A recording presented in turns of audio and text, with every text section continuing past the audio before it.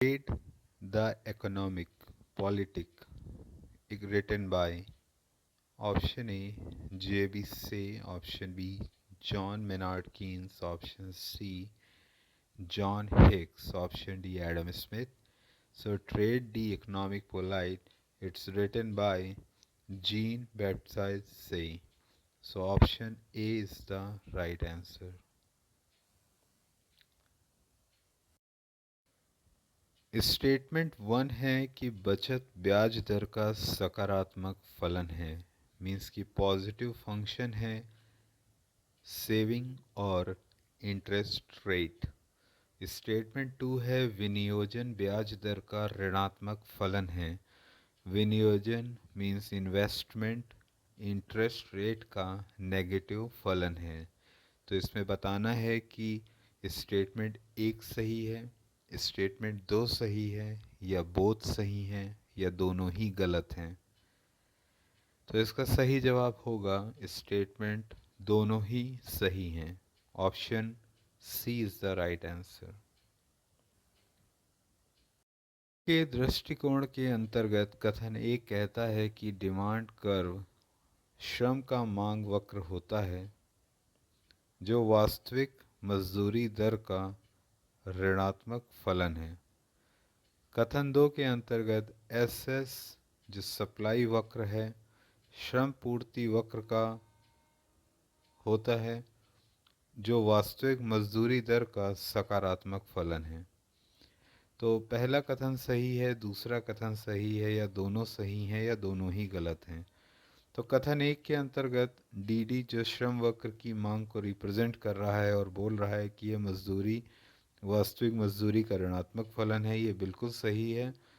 S S जो supply वक्र है वह श्रम की पूर्ति का वक्र है जो वास्तविक मजदूरी दर का सकारात्मक फलन होता है।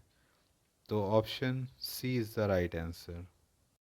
Is not a tool of या for balance of payment protection, decrease in imports, option D exchange rate stabilization। तो tariff is not a tool for, तो इसका सही जवाब होगा एक्सचेंज रेट स्टेबलाइजेशन, जहाँ पर tariff is a tool for balance of payment protection and decrease in import. So option D जो कि रिप्रेजेंट कर रहा है exchange rate stabilization is not a tool of tariff. स्थिति या महंगाई की दर बढ़ने से किसको लाभ होता है? तो ऑप्शन ए ऋणदाता को, ऑप्शन बी ऋणी को, ऑप्शन सी बचतकर्ता को, ऑप्शन डी पेंशनधारी को।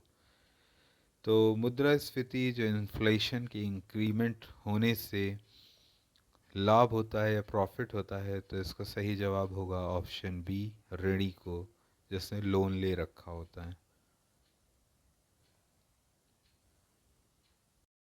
Is examined by Leontief paradox. Option A opportunity cost, option B comparative theory, option C HO theory या Hexer-Oglin theory या option D none. So theory is examined by Leontief paradox. It's called for Hexer-Oglin theory, HO theory. चक्र एक विशुद्ध मौद्रिक घटना है, यह कथन किसका है? Option A Pigou, option B Hawtrey, option C Keynes, option D Schumacher. तो व्यापार चक्र एक विशुद्ध मौद्रिक घटना है, ये कथन है option B Hawtrey, option B हॉटरे। उधार और अन्य देयताएं बजटीय घाटे में जोड़ दी जाएं तो हमें प्राप्त होगा प्राथमिक घाटा, राजकोषीय घाटा, पूंजीगत घाटा या आगम घाटा। तो अगर उधार और अन्य देयताएं बजट में जोड़ दी जाती हैं तो हमें प्राप्त होता है राजकोषीय घाटा। Option B is the right answer. Tariff, it's improved the trade of term of trade, keeps the term of trade constant, lower the term of trade, reduce the country's welfare level। तो an optimum tariff या इष्टतम शुल्क improve the trade या improve the term of trade। Option is the right answer।